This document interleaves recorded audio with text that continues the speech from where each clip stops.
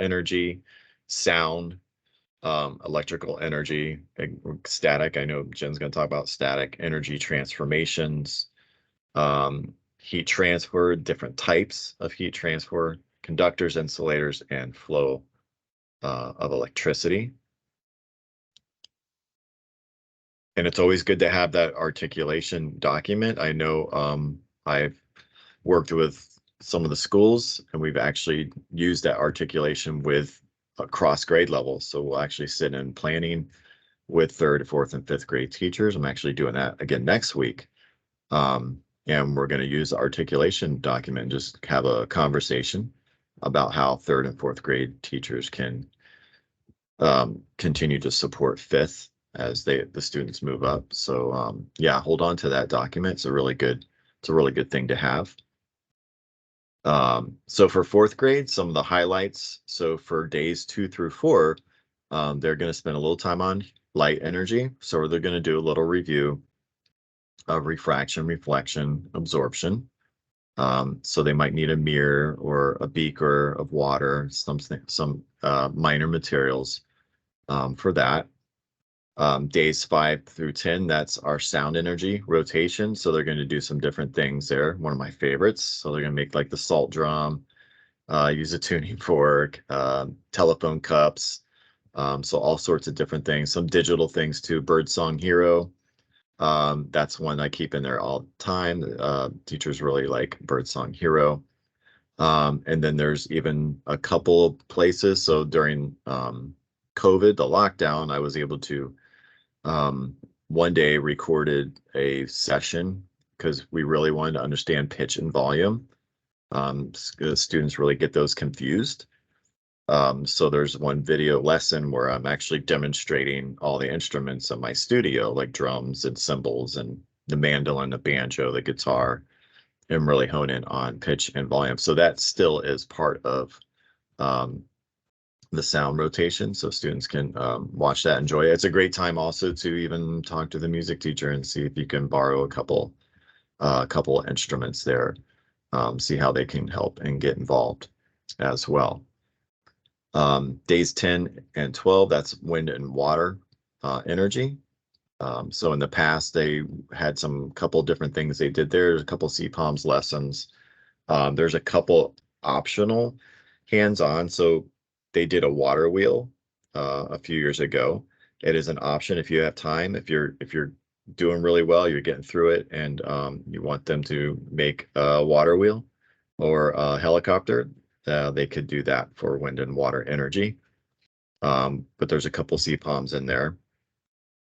Days 13 through 15, interesting. So we are going to talk a little bit about electrical energy as part of our standard, and a little bit on mechanical, kind of an intro. And for those days, there's a couple CPOMs, but there's also opportunity to use these guys here. So these are the Cublets.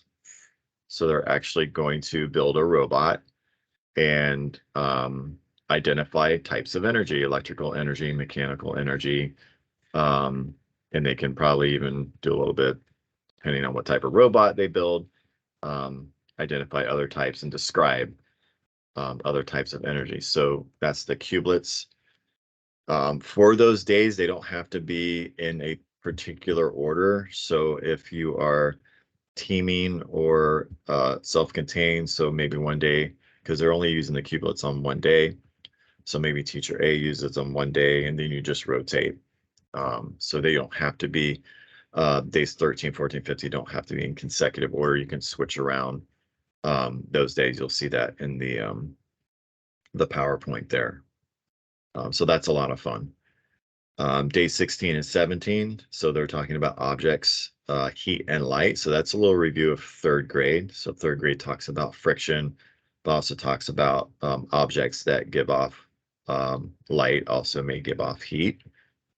So they're going to do a couple things with those, and a little investigation to go along with that on friction.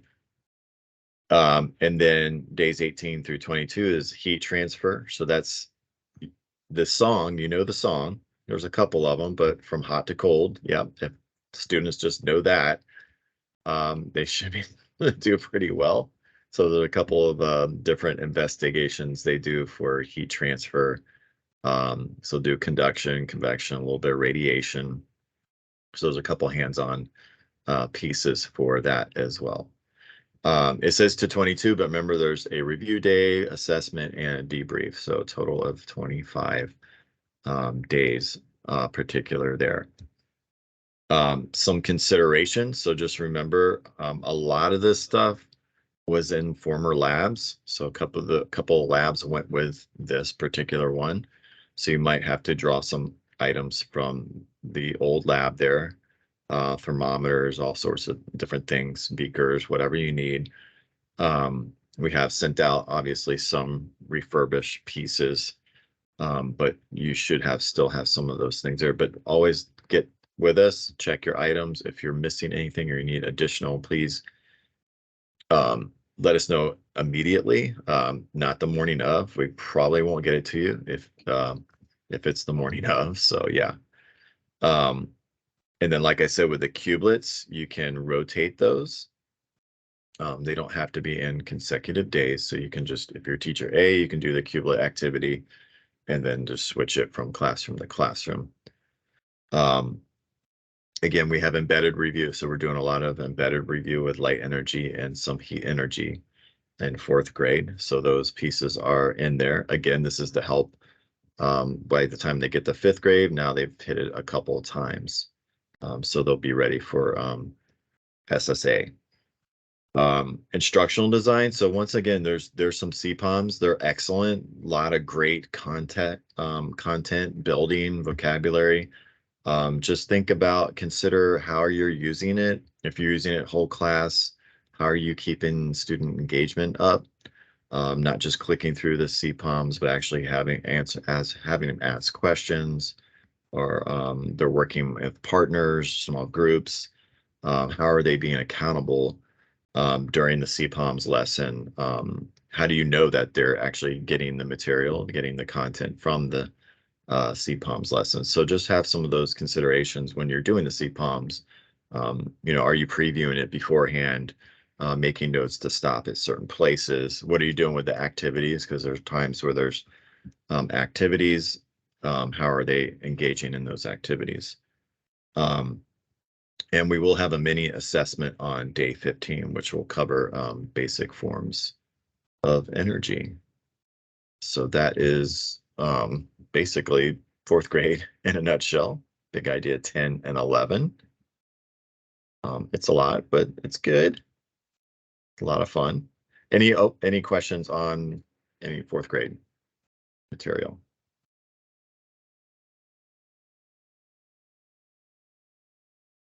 Cool. David put something kind of cool. It comes up with electrical energy to mechanical. Yep. Awesome. Sweet. I'm going to unshare and I'm going to let Jen talk all about the good things with 5th grade big idea 10 and 11. Okay. See if I got the right screen this time. We're going to present.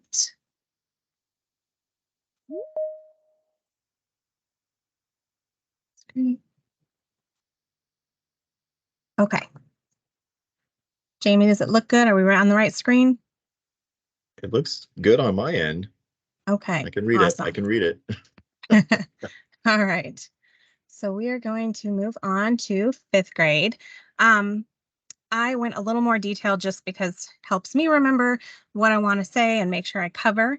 So we're going to go by day, still quickly and briefly, just because it is a lot of stuff to fit in. So on the first day, they're going to do forms of energy introduction. So we're going to talk about all the forms of energy, but not necessarily in depth on any of them, because some of them they already know, some of them they're hearing for the first time. So we just want to make sure that all of the terms they've heard and they know what the basics of it, so that as we go through the unit, like you brought up with the mechanical energy, with the electricity, if you haven't covered one yet, we've at least seen it on day 1. There is a good acronym to remember them until you get to 5th grade. It's MELTS for mechanical, electrical, light, thermal, sound, and chemical. Well, not chemical. When you get to 5th grade, that acronym doesn't work. But I still find myself saying MELTS C to try and remember which one I'm missing if I'm listing them out. On the first day, they have a reading passage. There's a picture of it. It's actually 2 pages, but I just wanted you to see what I'm referencing. They're going to read just a little bit about each one. They're going to take some 3-column notes in their notebook on what is the form of energy, how is it defined, and what are some examples. There's a sort for them to sort them by the types of energy. You can do that as a pre-activity to see what they already know. You can do it after they've done the reading and the discussion, or you could even save that for the end if you want to use that as a review piece. As we kind of mentioned a little bit before, students have done light, heat, and sound in depth in the previous years. So we're still going to touch on them and make sure that's all fresh in their mind, but we won't spend quite as much time on it. Mechanical energy, they never really had a unit on it in 4th and 3rd grade. So that's pretty new information to them in 5th grade. And chemical obviously is new, and same with electrical, specifically static electricity. On day 2, we're going to go into light energy. And we did send, like I said, mirrors, flashlights, and I think a couple prisms per school. A lot of that stuff is found in the labs if you know where to look, or 3rd or 4th grade is willing to share with you. But we did send some stuff out so you have at least enough to share. So day 2, they're going to work on light energy. What they need to know about light energy is that it travels in a straight line until it strikes something, an object or another substance. And that when it hits another object, it can either be reflected, bent, or absorbed. So it's interesting, in the standard, it says refracted, but if you actually read the clarifications or the assessment limits, it says that they'll use the term bend or bent instead of refracted on the test. So a lot of the kids have come up knowing that term, and that's absolutely fine. We just want to make sure that when we're going over the unit that we actually use both interchangeably, so they're prepared to see that on the test. They will use reflected and they will use absorbed, though. So they're going to do 4 light stations. One, fairly simple. They're going to have flashlights with 3 index cards, holes punched in them, and they just demonstrate that the light travels. You have to line up the holes so that it can travel in a straight line if you want to get it through all of them. They're going to use mirrors and flashlights to demonstrate reflection. They're going to do a pencil in a cup for bending light. So since it's 5th grade, we elevated it 1 step. So instead of just water, there's water and oil, because as the light goes through each of those substances, it travels at a different speed. So it'll bend differently for each one. And then absorption, they're just going to shine a flashlight at a black folder or binder or anything they can get to stand upright, and put a white sheet of paper behind it. So they're demonstrating that it can't travel through, so it must have been absorbed. That's all we're going to do on light energy. On day 3, we're going to change to heat or thermal energy. So again, it's an interesting thing that there's no real clarification for heat or thermal energy and mechanical or energy of motion. Both are used in item specs, and there's no clarification as to which one they would specifically see in a test question. So it's another one where we want to make sure that we're interchanging them and they know both, are familiar with both terms. So for heat energy, they need to know that heat always moves from the hottest object, or the hotter one, to the cooler object. And they also need to know the common conductors and insulators of heat.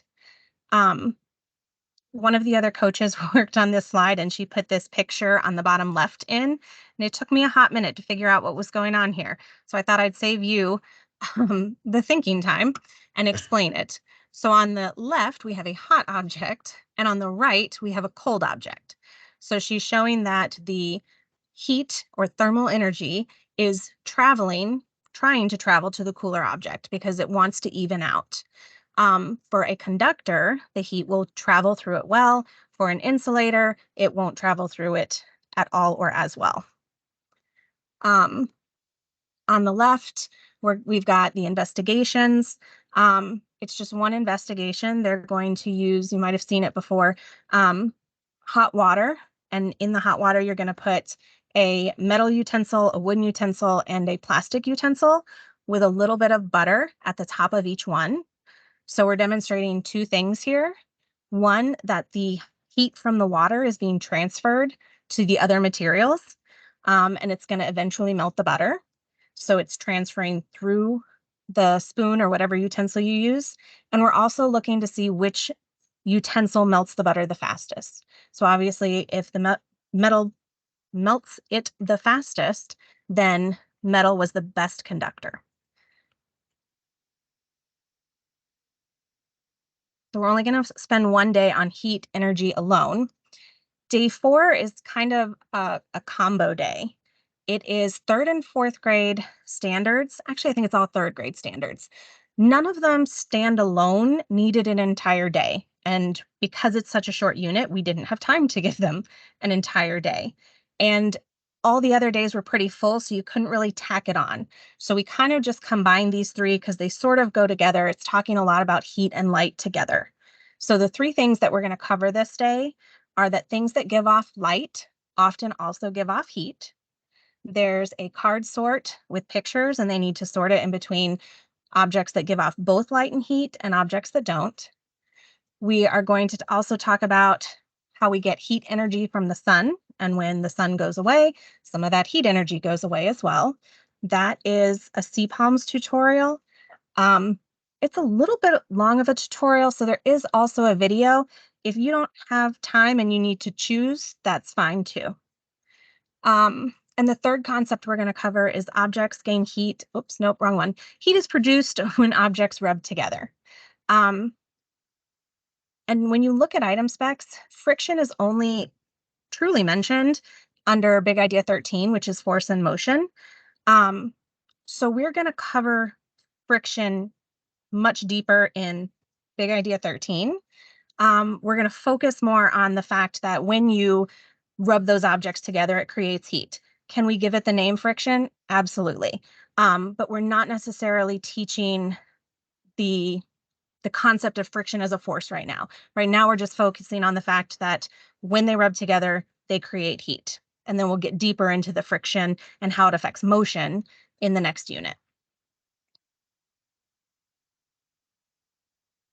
On day 5, we're going to go to sound energy. What they need to know is that sound is produced through vibrations. If the vibration stops, the sound stops. I generally demonstrate that with a tuning fork. I strike it on the table, and then I just use my fingers to pinch it and make it stop moving. And as soon as it stops moving, the sound stops with it. They also need to know the difference between high-pitched and low-pitched sounds and what creates them. So a low-pitched sound comes from a slower vibration or sound wave, and a high-pitched sound comes from a faster one. And generally, to help them remember, I tell them low is slow. And I do that over and over again, or fast is high, so that they make that connection when they see it on a test question. They're going to do 3 different activities, but I put a couple substitutions in there. The first one is the salt drum that Jamie mentioned. They cover a cup with plastic wrap and secure it tightly with a rubber band and put some salt on top. And then they essentially yell into the cup. And they do it at different pitches, and they see how it affects the salt. And what they'll see is the salt kind of starts bouncing and dancing on the plastic wrap because of the vibrations from their voice. I've also seen that very same concept done with rice and a tuning fork. If you have rice on there and you strike the tuning fork and put it close to the rice, it'll make the rice dance. The second one is Banjo Bear, and there's a picture of that to help you kind of understand what it looks like. Banjo Bear's the best. These bears are in kindergarten, and I'm sure they wouldn't let you wouldn't mind letting you borrow a few. But it's really cool because you can take the bear and you can move them to the left or to the right to make the rubber band tighter or looser. So they can experiment with pitch and how when it's looser, it vibrates slower, so they get that low pitch. And when it's tighter, it vibrates faster. The substitution is on the left. This is the same concept. But they have to kind of hold that pencil in place so it doesn't move, whereas Banjo Bear, his ears hold the rubber band in place. So if you can't find the bears, there's another option. And the meter stick shake, they just put the meter stick on the edge of the table and hold it down with one hand and kind of pluck it with the other hand, and they let various amounts hang off the table and hear the different pitches. So the more that hangs off, the wider the vibrations, the more it bounces, so they'll get a lower pitch, and then the less that's hanging off, they get faster vibrations, so they get a higher pitch. This picture over here is actually the slide, and the white is the main slide. Off to the side are those two extra pictures. So if you do want to sub out one of those, you can just drag that over and replace the other one. How are we doing on time? Okay, about halfway there. Oh, go ahead and pause those. Okay, so day 6 is energy has the ability to cause motion or change or create change. I didn't put what they need to know there because that's kind of self-explanatory and it's so incredibly broad, the scenarios that I've seen. So we just want to expose them to a bunch of different examples. So for example, if you roll a bowling ball down the alley and it hits the pins at the end, the mechanical energy from the ball is transferred to the pins and it knocks them over. So it's created motion and change, really. If you leave something out in the sunlight for a long time, that light energy will cause the color to fade. So that light energy caused a change. To help them get some exposure to different scenarios, I put in a handful of little short videos like this. So this one is actually a music box with the lid off so that they can see what's happening and the mechanical energy as it moves. The little tines get plucked and it causes sound. So the mechanical energy causes sound. And there's a bunch of different examples, but I just wanted to show you a couple. Then they'll do a quick investigation where they use a rubber band and like a ping pong ball or something light like that. Stretch the rubber band, hit it with the ball, and see if it creates motion or change or both. And then repeat it, but this time make a note card tower. So just give them a handful of note cards, let them make a small tower, and then strike it with the rubber band. So we're creating a change. We had a tower before, and now we have a pile of cards. They might also say it created motion, which it did. They fell, they moved. So that's fine too, as long as they recognize that it's a change as well. I did focus on mechanical energy for this day, even though the target is to that energy has the ability to create motion or change. But because we haven't done much with mechanical energy, I thought our activities would focus on the mechanical energy or the energy of motion from the rubber bands. On day 7, we are continuing with the energy can cause motion or change, but specifically moving air and moving water. So their ignite is the video like this. So you want to make sure that they understand that there's no motor on this. And so kind of get them thinking about what is causing it to move. If it's a windsurfer and he doesn't have a motor and he doesn't have a paddle, what's actually giving the sail energy? For the activities, they're going to do a simple one. There's a scenario where if you and your partner both have a cotton ball or, again, ping pong ball, whatever you have on your desk, who can get it to the other side the fastest without touching it, and give them some time to brainstorm how they're going to do it. Based off of the ignite, they'll probably figure out they're going to use wind. So you can give them a straw and let them do a little race and see who can get it there the fastest using that wind energy. And then for water, there's a video on hydropower and how we use water to create energy.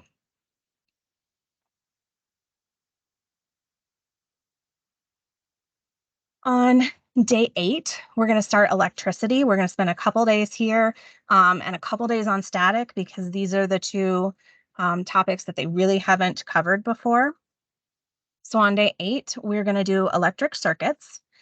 they need to know that electricity comes from a continuous flow. In other words, the circuit needs to be closed. There needs to be no holes or openings, because that'll stop the electricity from flowing.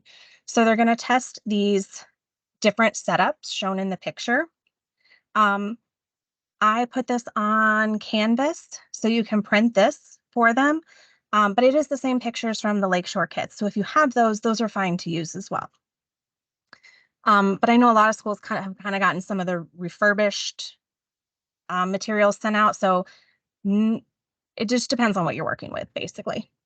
I did want to point out which ones will work and why. So if you look at this first setup here, we need it to be able to continually flow in and out of whatever object it's touching. So if you look at the battery, just curious, do you guys see my mouse? Do you see what I'm pointing at? Yes, no? Yeah, we Yes. see it. Thank you. Thanks. Okay, so if you start right here on this side of the battery and the electricity flows through, see how it's going through the side of the light bulb? And then it's also coming out the side of the light bulb. So this one is not actually going to light up. What you need is a scenario like this bottom one right here, where it comes out of the battery and it comes into the bottom of the light bulb and then out the side of the light bulb. It needs to be able to come in somewhere and go out somewhere. And it'd be fine too if it was reversed and it came in the side and out the bottom, it would still light up the light bulb. So in scenario 2, this one will work because it's coming in the bottom. And even though we omitted that second wire, they're touching the side to the conductive part of the battery holder. So this one is going to work. So really, it's just making sure that it's coming in one place and out another. So this one here, setup 3, it's coming in and out the bottom, so it's not going to flow. It's not going to light up. Number 4 is a yes as well, because it's coming in the side and out the bottom. Let's see what else. Oh, the 3 basic parts that they need to know for a circuit is it needs to have a conductive path, which is generally wires that have metal. They need to have a battery source or a power source, which is the battery. This is a fabulous time for you to review chemical energy from that first day when they read about it. Chemical energy is stored energy. So a battery is storing the energy until it's put in the circuit and is able to flow through the closed circuit. So a battery is a great example of chemical energy or stored energy. Some other examples are when we eat food, we get energy from food and our body stores it until we need it. Gasoline, coal, fireworks, those are all common examples of chemical energy. Oh, and the last object, sorry, I got sidetracked there. The last object they need to complete a circuit is a load, which is basically the object that you're powering, whether it's a light bulb or a fan or a stereo, whatever it is, that's the load.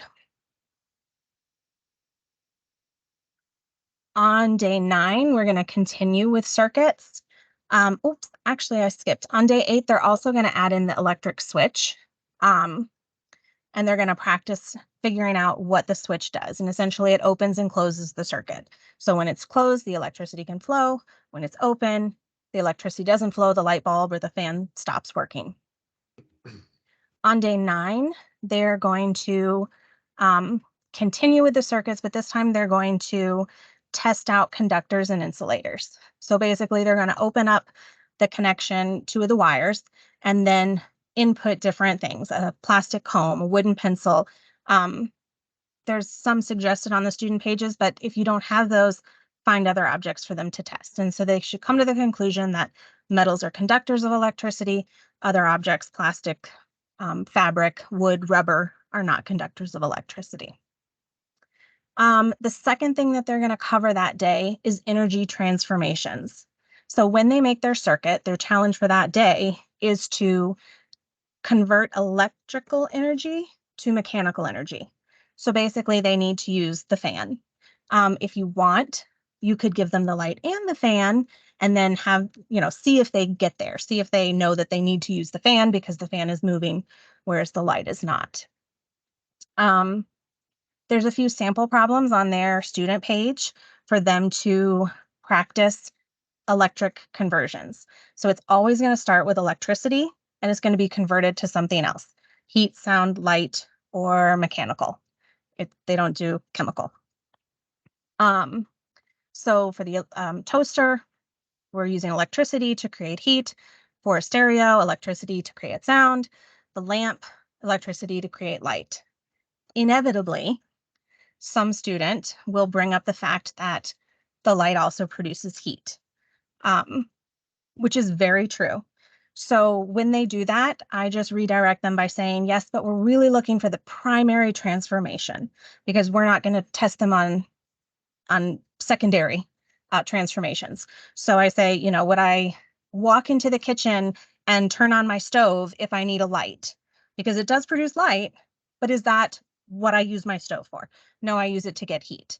So while you are correct, it will also put off heat. We really want to focus on that primary transformation that's happening. I think that's it for that day. Okay. Static electricity. So I'm going to go over a few basics of what we're going to do there.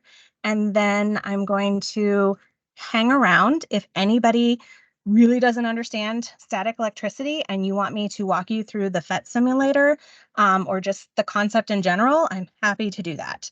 But I know we're running short on time and we got a couple wrap up things. So I'm going to give you the gist. And if anybody wants to hang around for 5 or 10 minutes, we can do that afterwards. So on day 10 and 11, they're going to do static electricity. The first day is all about the background knowledge and understanding the reactions between the different charges, because it's not necessarily an easy concept. So I think it's a lot easier if you give them some of that background knowledge first for this particular one.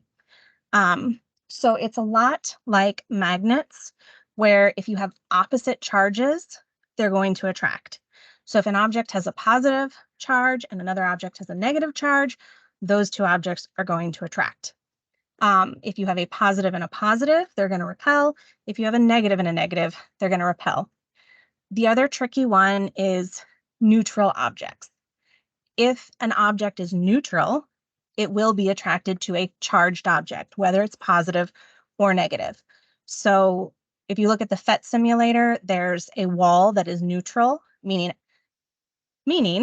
it has the same amount of positive charges as it has negative charges. They don't need to know that. I still sometimes tell them because sometimes they understand better if they know what you mean by it's neutral. So I draw a really simple drawing on the board that has the same amount of positives and the same amount of negatives. And then if I take away some negatives, then it has more positives than negatives. So this is a positively charged object. They don't need to know that. So I do not spend much time on that, but I do generally for a couple minutes show it to them just because some of them I think it helps make those connections. So if you have a neutral object and you put a charged object next to it, it's going to push away the same and kind of draw to it the opposite charge.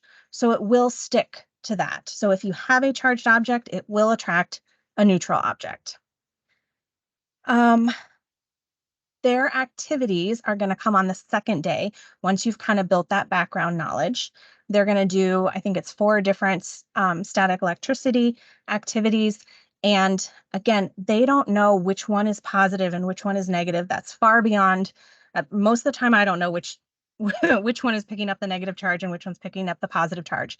What they really just need to do is follow the directions, the procedures, and if the two objects are attracted to each other, they need to identify that one of them was positive and one was negative. Or if one of them was charged and it attract something that you didn't charge, like when you rub the balloon on your shirt or on wool, you're charging it.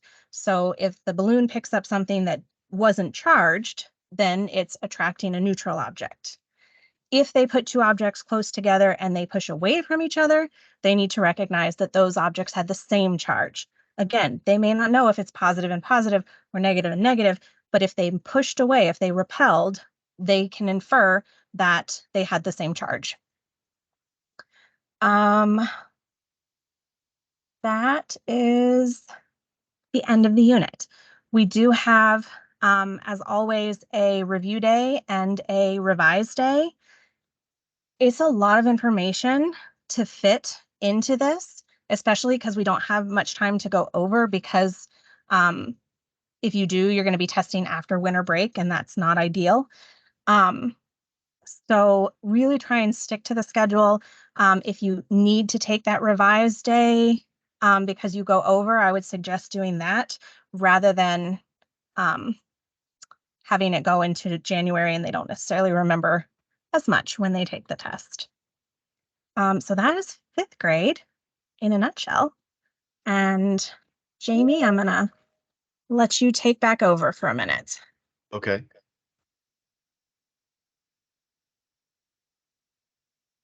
Remember how to do it.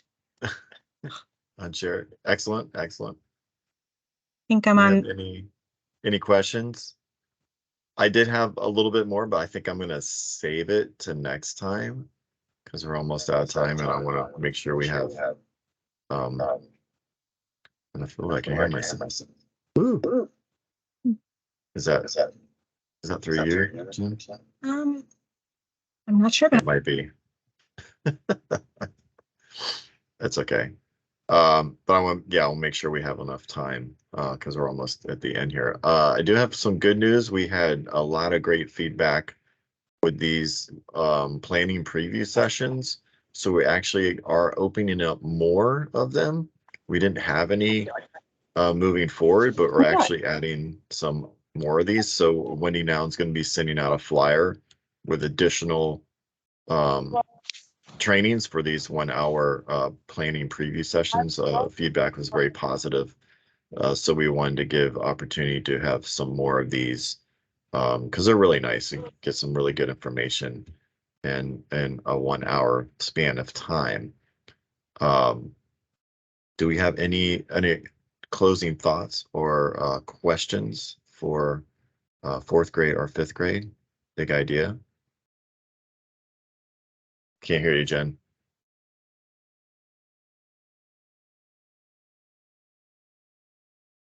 You're muted, Jen. Hi. I couldn't see the comments while I was presenting, so I'm going back and getting caught up here. I see a few people don't have their materials yet, so we'll definitely follow up on that because they should have made it to the schools by now. Static, they should also understand the electrons tend to flow easier, so they build up insulators. Yes. Yes, and I did forget to mention that lightning is an example that they might see for static electricity. It is electricity that's not necessarily traveling through a current. It's a buildup of those charges in the clouds. Yes, trainings will appear in future Chalk Talks and we will put them in the newsletters. Fabulous, Brittany, thank you. I do have a forms, so I'm going to go ahead and drop that in the chat here. So it just has your name, school, and a couple quick little questions.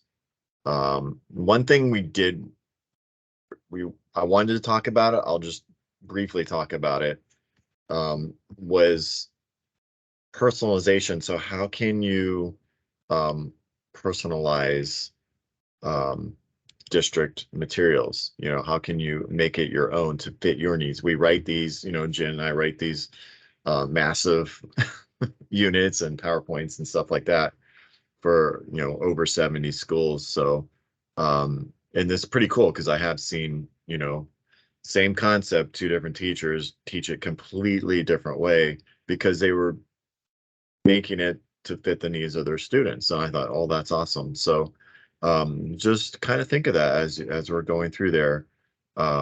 If you need to modify or make it your own or personalize it, you do have that choice to do that. You have, it's not the end all be all what we put out there.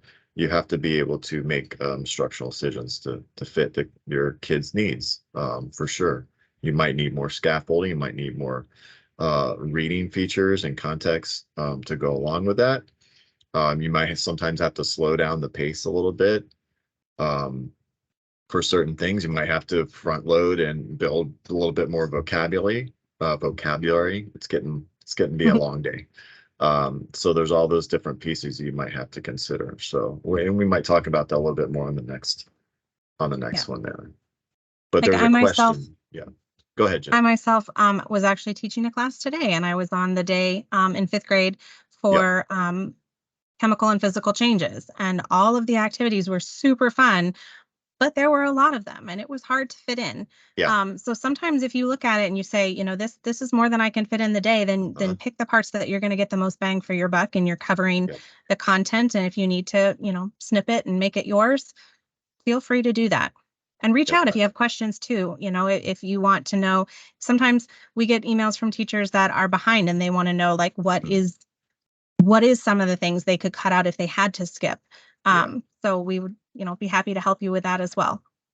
Yep. I did windmills a few weeks ago and did the same thing. I had to modify a couple things to kind of match what the class was doing and make sure we were all on the same page. So it was totally cool. And the fact that the teacher saw me take what I had written and changed it, like, you can do that. I'm like, yeah, you could totally do that because I'm meeting the needs of your students. So yeah, totally cool. And, it's really great to see these lessons in place, but we don't get to see all of them. So if you do have feedback, and I know there's a few frequent flyers I get, and I love it, it's fine either way. Please share it with us. We want to hear what's working well and what could be Yeah, improved upon. So absolutely. I am going to stick around for a few minutes if anybody does want to go over static electricity a little more in depth, or look at that PhET simulator and how to use it. I will be here. Cool. Thank you, guys. Thank you, everybody, for being here. Make sure you do your forms, and we'll see you next time. Thank you.